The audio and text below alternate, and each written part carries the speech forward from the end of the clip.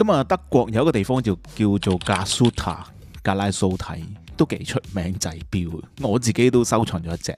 點知呢，一河之隔嘅深圳，竟然都有一個叫做法拉蘇蒂，我都講錯咗。其實淨係聽個名咧都幾優雅嘅，有法拉嘅味道啦，又有蘇蒂嘅格調啦。個名上面咧都算係幾玩嘢嘅。咁到底你話係咪一個致敬呢？其實都唔緊要啦。不過咁玩嘢嘅牌子呢，無論個牌子名，甚至乎嗰啲款式呢，有標迷呢仲好抵死咁形容為致敬再致敬，非常之應景。但係反而呢，點解標迷呢都一樣會埋單呢？點解呢？大家都摸不着頭腦呢。咁今集就同大家分析一下，點解買嘅大多數呢，其實反而係一班超級 hardcore 嘅標迷呢。咁啊，另外呢，其實牌子方面呢，都成日好想我哋呢啲 YouTuber 呢有機會就去參觀一下佢哋啦。咁啊，如果呢條片反應好嘅話呢，例如衝破咗5萬個觀看次數啦，或者500個 like 啊，嗱是但一樣呢做到呢都得嘅。我諗應該500個 like 會比較容易啲做到。咁我不妨到時再問一問牌子入邊，可唔可以安排去深圳嘅呢個法拉蘇蒂嘅廠錶廠嗰度，應該都有啲話題性嘅。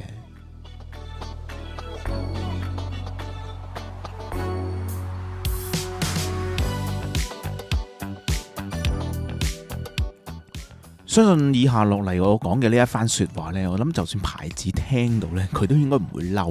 無論個牌子名啦，甚至乎大部分嘅錶款呢，都極具致敬嘅味道。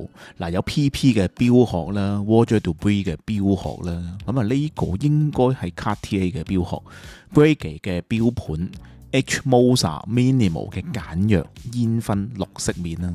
嗱，仲有好多嘅，例如 F.V. Strong 啊、Daniel Wolf 啊，總之就係多的是。咁呢幾隻長方形錶盤呢，你話有冇致敬呢？我都真係唔係好清楚。始終手錶嘅款式實在太過之多，我都好難識晒所有嘅錶款。相信應該都係參照咗某啲錶款啩。不過如果錶迷大家都好犀利，如果知道嘅錶迷都不妨留言嗰度補充一下，到底佢哋致敬咗啲咩錶款呢？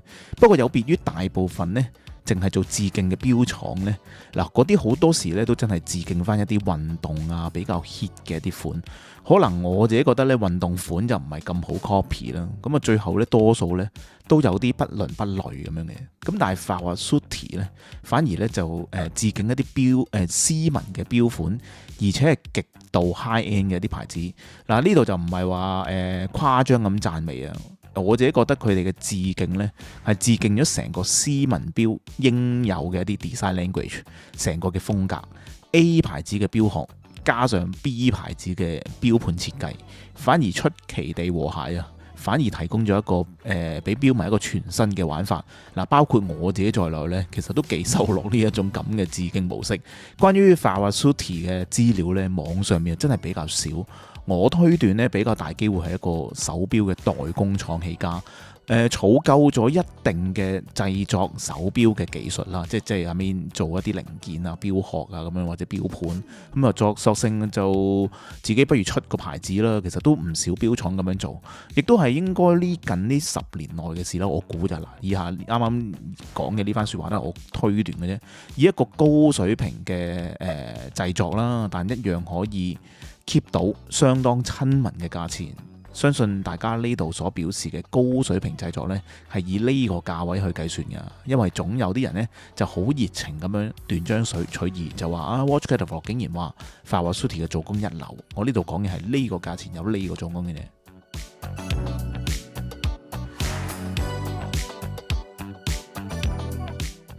當依家嘅膠錶、電子機芯都可以賣到2000蚊以上，咁但係法華蘇提繼續主攻翻一啲千幾蚊嘅市場，但一樣可以玩到機械錶之餘呢，仲有一啲複雜嘅功能，包括 Jumping Hour 啦，都係2000蚊左右。背後係咩機芯其實都唔重要啦，簡直係用瘋狂吸引嘅一個玩法。平時嘅 Jumping Hour， 我諗就算其他 Micro Brand 用一個中國機芯，點改難改都好難做到2000蚊呢個價錢。瑞士嘅牌子更加唔使講呢個價錢啦。最近佢哋亦都有一個新推出嘅一個最新款啦，魔鬼魚都引嚟咗唔少標迷嘅譁然嘅，特別在於一個方形嘅機芯。嗱，一邊廂呢，標迷呢繼續喺度鬧 PP 嘅 Cubitus 冇誠意咁用一個圓形嘅機芯，但係Vivasutti嘅呢一隻只係2000零蚊就玩到一個方形嘅機芯。雖然呢度呢都只係一個杭州嘅機芯啫，但係個做工呢一啲都唔馬虎。有基本嘅修飾，我比較保守啦，就唔叫佢做打磨啦，叫修飾啦。但係同樣地，對於真正標迷先至會明白嘅呢個方形機芯，2000零蚊嘅定價呢，我諗對某啲牌子嚟講呢，你買條原裝標帶都買唔到啦。以我自己為例啦，一直都想玩下方形嘅標，可以預先買嚟玩下，感受一下嗰個佩戴感覺，再決定下你買唔買一隻貴嘅手錶咯。唔好睇小我呢個心態啊，都佔咗唔少人咁樣諗噶。至於大家都可能關心嘅保養問題呢，根據牌子嘅表示呢，佢哋喺香港呢係為有維修點嘅，仲暗示呢其實就冇特別嘅一個保養期限添啊。可能牌子呢方面呢都唔介意做好呢個售後嘅服務。嗱，我呢度所講係暗示啫，大家千祈唔好攞住呢一句嘢呢就借題發揮啦。之前嘅 Jumping Hour 其實都幾好賣，我都賣咗好幾隻。我依家呢，其實就手頭上都係剩翻啲7隻嘅現貨。如果有興趣嘅話呢，亦都可以向我呢度購買翻啦。因為好多標迷其實都未有機會去睇到呢一啲標嘅實物去了解，又未必直接想喺淘寶嗰度買嘅。我都知道好多人唔中意喺淘寶買嘢。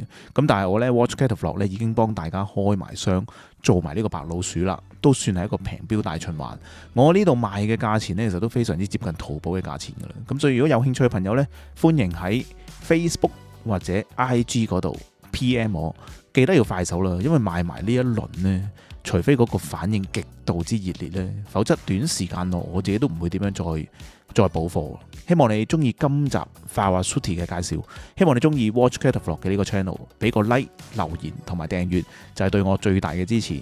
記得集齊500個 like 呢，我就會去問牌子去參觀佢哋嘅錶廠，相信都應該有唔少錶迷想八卦一下呢個牌子。我哋下一集再介紹有趣嘅手錶牌子。拜拜。